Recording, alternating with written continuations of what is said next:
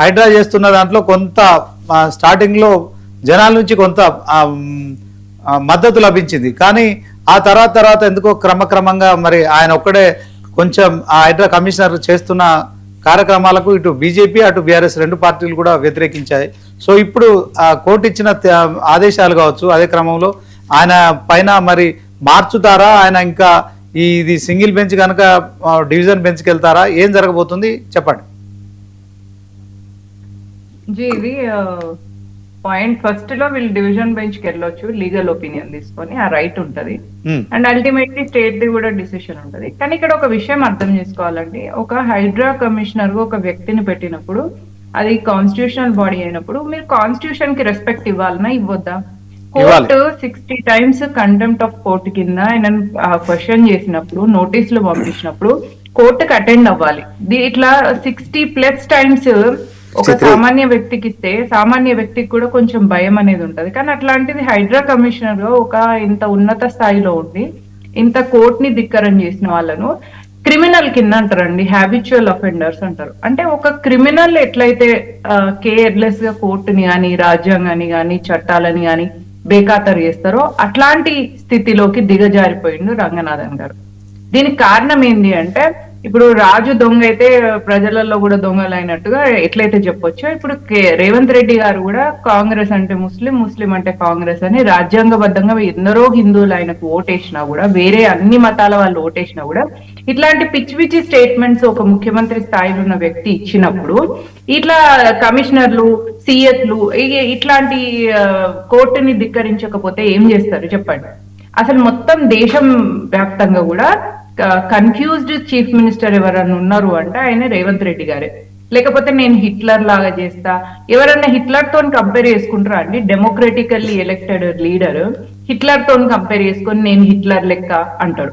ఇంకొక స్టేట్మెంట్ ఇస్తాడు, ఆడ ప్రజల ఇల్లులు కూల్చేసి చిన్న చిన్న పిల్లలు వాళ్ళ బుక్కులు తెచ్చుకుంటాం, స్కూల్ బ్యాగులు తెచ్చుకుంటాం అంటే వాళ్ళని లోపలికి పోనీయకుండా చేసి, పిల్లలు లోపలికి పోయి బుక్కులు తెచ్చుకొనియకుండా చేసి ఏడుస్తుంటే వాళ్ళను, వీళ్ళు ఏడుస్తుంటే నాకు ఒక సాడిస్టిక్ ప్లెజర్ వస్తుంది.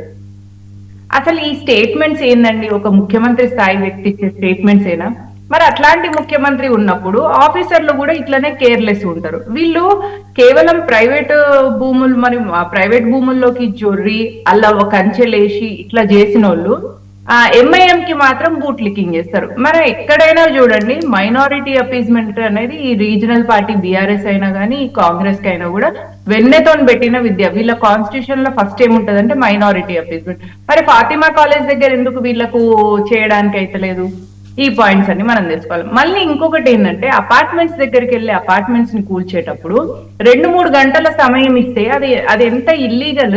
మరి ఇల్లీగల్ గా వీళ్ళు ఇట్లా వీకెండ్స్ అంటే వీకెండ్ దొంగలు, రాత్రిపూట దొంగలు దొంగతనం చేసినట్టు వీళ్ళు వీక్ డేస్ కాకుండా వీకెండ్స్ పోయి ఇల్లులు కూల్చడం.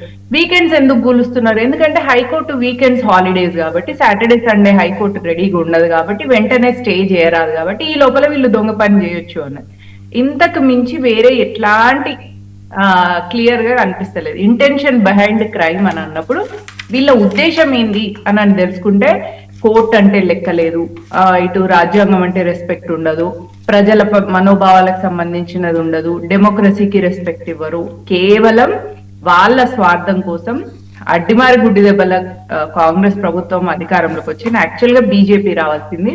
వచ్చేసరికి ఇప్పుడు ఏం చేస్తాం, నెక్స్ట్ వస్తామో లేదో అన్న గ్యారంటీ లేదు కాబట్టి, వస్తామన్న గ్యారంటీ లేదు కాబట్టి ఉన్న లోపల ఈ భూముల్ని కబ్జా చేసుకుందాం. అది చెరువుల పేరు మీద, ప్రైవేట్ ల్యాండ్ల పేరు మీద, రియల్ ఎస్టేట్ వాళ్ళను బద్నాం చేసుకుంటా, వాళ్ళని భయపెట్టించుకుంటా, టోటల్ గా రేవంత్ రెడ్డి అధికారంలోకి వచ్చినప్పటి నుంచి రియల్ ఎస్టేట్ డౌన్ అయిపోయింది. రియల్ ఎస్టేట్ మీద ఆధారపడి లక్షల మంది జీవితాలు ఉన్నాయి. అటు రియల్టర్లు వాళ్ళు ఇన్వెస్ట్ చేసి వాళ్ళు లాస్ అయినరు, అట్ ద సేమ్ టైం వాళ్ళని నమ్ముకొని ఉన్న ఎంప్లాయీస్ అందరూ వాళ్ళ లైవ్లీహుడ్ కూడా పడిపోయింది. ఎందుకంటే కొంటలేరు ఎవరు కూడా రియల్ ఎస్టేట్ పడిపోయేసరికి. దీనికి అంతటి కారణం రేవంత్ రెడ్డి. ఈ భూ కబ్జాలు, ఈ హైడ్రా చేసి, అసలు ఇది హైడ్రా అనొద్దండి, ఇంకొకటి కాంగ్రెస్ ప్రభుత్వాన్ని కాంగ్రెస్ అనొద్దు, స్కామ్ గ్రెస్ అనాలి. ఎందుకంటే ఇక్కడ మొత్తం పైసలన్నీ మూటగట్టి మూట తీసుకుపోయి అక్కడ ఢిల్లీలో ఉన్న ఇటలీ మాత చేతిలో పెట్టాలి. సో దట్ ఈయన సీఎం కూర్చి ఈయనకు 5 ఏళ్ళు ఈయన చేతి మీద ఉండాలి, ఈయన పేరు మీద ఉండాలి. అంతకు మించి వీళ్ళకు ఎజెండా లేదు, ఒక విజన్ లేదు, ఒక డెవలప్మెంట్ చేయాలన్న ఆలోచన లేదు, ప్రజల పట్ల కమిట్మెంట్ లేదు. ప్రజలు ఏడుస్తుంటే కూడా వాళ్ళని ఓదార్చే మనసు కూడా లేదు. సో ఓకే మేడం, ఒక చిన్న కమర్షియల్ బ్రేక్ తీసుకుందాం.